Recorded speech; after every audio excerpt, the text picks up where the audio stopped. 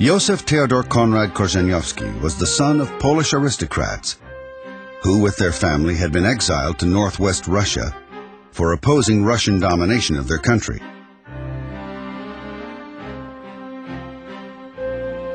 Konrad's father was an intellectual and translator of Shakespeare, a sometimes poet, as well as a fervent patriot.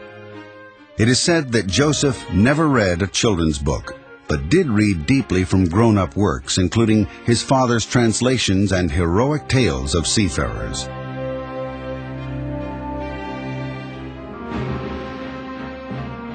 At 17, Joseph Conrad struck out on his own, traveling through Austria and Switzerland on his way to France. Finally, at the age of 20, Conrad joined the British Merchant Marine.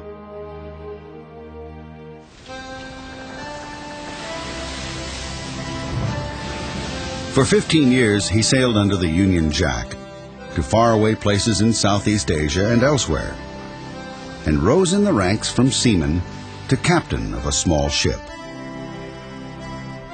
Some of Joseph Conrad's best fiction would come from those voyages. And then, at the age of 32, he took a job navigating a wood-burning steamer up the Congo River. At the time he went there, thousands were being forced to act as porters for Leopold's minions, carrying heavy loads over great distances.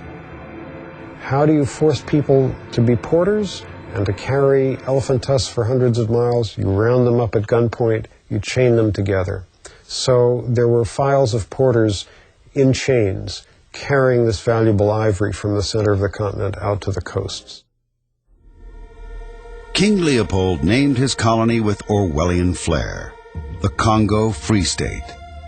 That mixture of murderous brutality, cynicism, and lies appalled Conrad and profoundly changed him.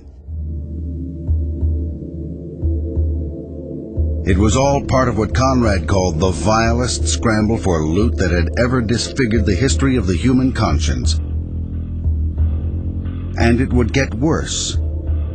Much worse.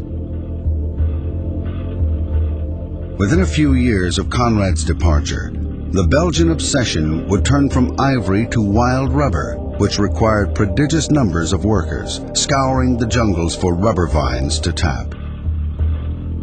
With that came quotas and their brutal enforcement. Conrad had left the Congo before the worst of these atrocities. But from what he did see, he understood the cause of all that would follow.